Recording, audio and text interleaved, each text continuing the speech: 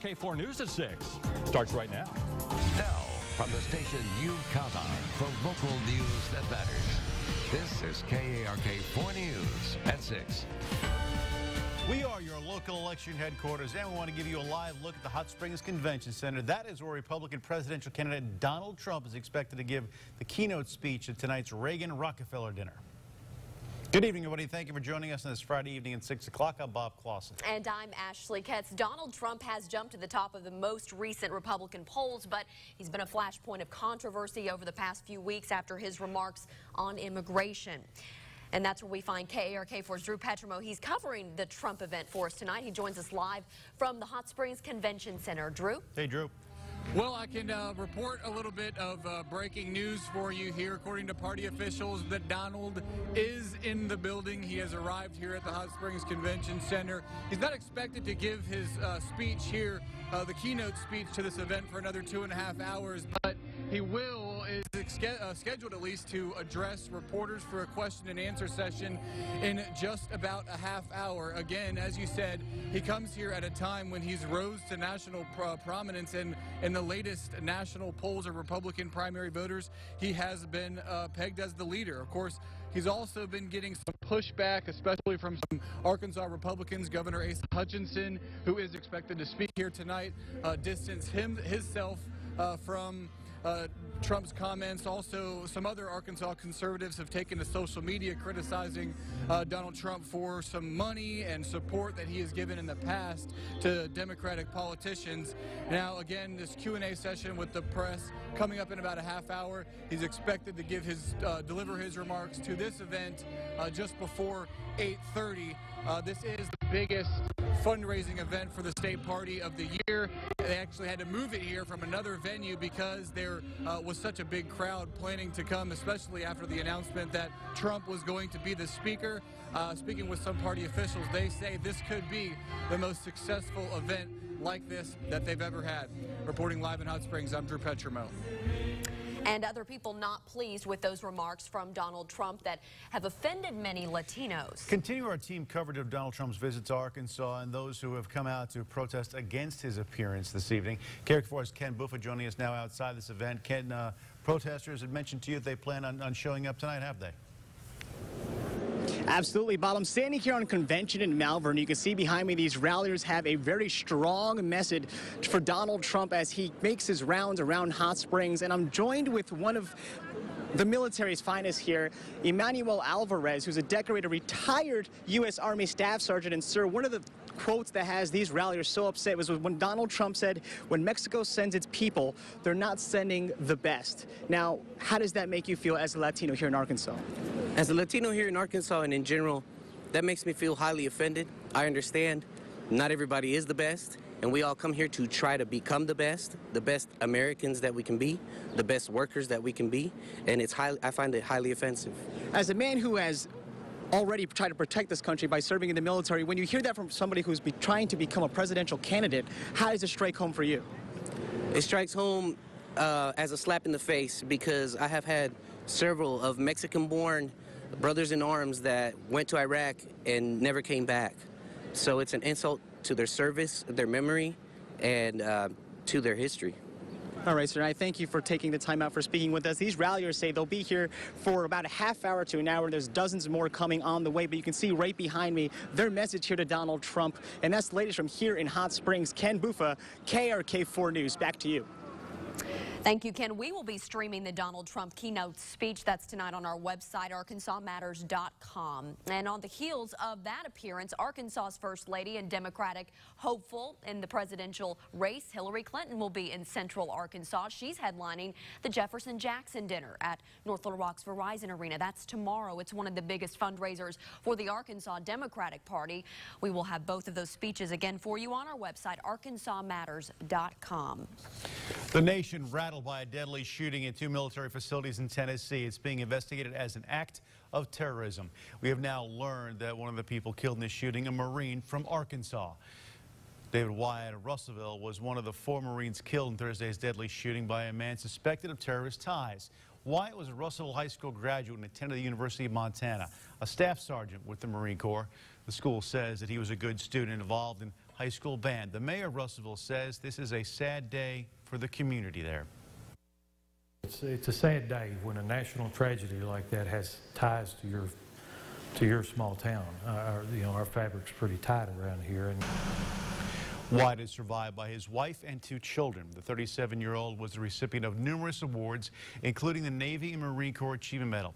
Officials say it's still unclear what led the 24-year-old shooter, Mohammed Yosef Abdulaziz, to open fire on 2 U.S. military centers. In response to the shooting of the Marines, Governor Asa Hutchinson has now ordered flags to fly at half-staff, and he has authorized the Arkansas National Guard to arm full-time military personnel. Little Rock police continue their search for a man wanted in the murder of a Little Rock bank security guard. Calvin Thornton Jr. is now wanted for capital murder in the death of Fred Ponca. Little Rock police say Ponca was found dead in his home on Jackson Street last week. Thornton is the 3rd person named in this investigation. 2 others have already been arrested. If you know where he is, call Little Rock police. A former Bend police officer is a free man after Saline County jury returns a not guilty verdict for counts of rape and sexual assault. Monty Hodge was acquitted of all charges Thursday. He had been accused of 3 counts of rape and 2 counts of sexual assault with a minor. The 18-year veteran of the Benton Police Force was placed on administrative leave in October 2013 and subsequently was then fired.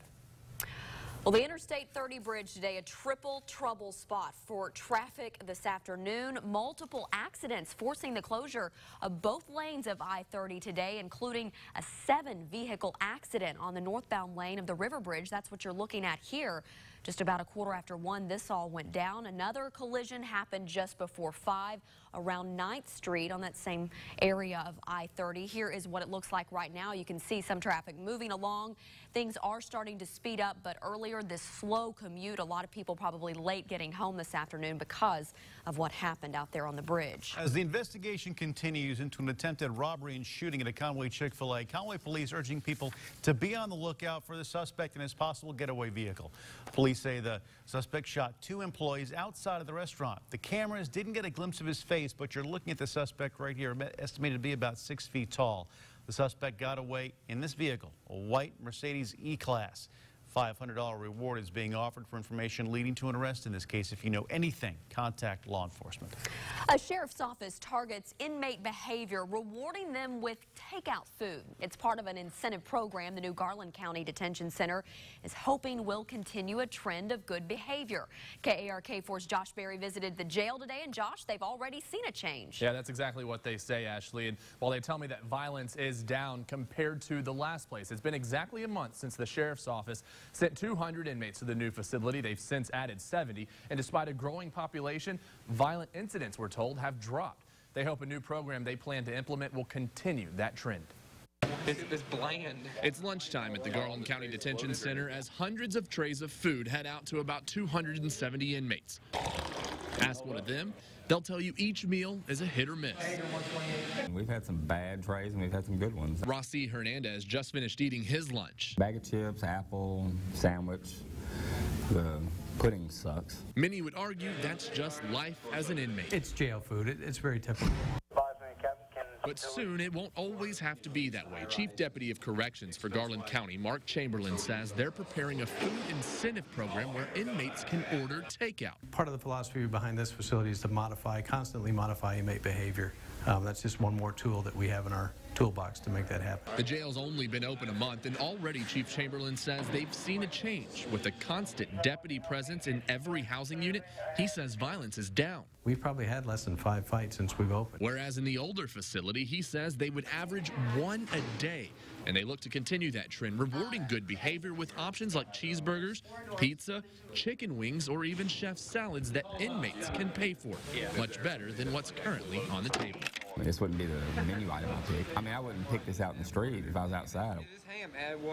These meals would not be taxpayer funded. The jail wants to point that out. They are purchased by the inmate through a commissary account that they have at the jail. Some people have taken the takeout to also mean fast food.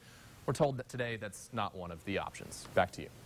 All right, Josh, thanks very much. The Little Rock Police Department is making funeral arrangements now for a fallen canine officer. Titus died on Wednesday after chasing a suspect from a heat-related distress. Now, LRPD says they take a lot of precautions with these canine officers, including water bowls inside the cars, air-conditioned cages, and they also even have an alarm that sounds if their car reaches 80 degrees. These canine handlers, they're just not a canine. These are their partners. This is their family. They take these dogs home with them every day. They introduce them to their families. So we don't just look at them as a tool. We look at them as a part of our family. LRPD says the funeral will be happening toward the end of the month. A tradition of honoring those who help serve other communities at KARK4. Please join us tomorrow, I should say, when we air our Community Service Awards program from 6:30 until 8 o'clock tonight in conjunction with the Governor's Office of Volunteerism. The awards are a very big part of the Department of Human Services as well. A lot of inspirational stories about people who live right in your own community. We've been doing this since 1978, so please join us tomorrow evening. And still to come here on KARK4 News at 6. They may be wild at heart, but some stallions are finding homes right here in the natural state. We'll show you how.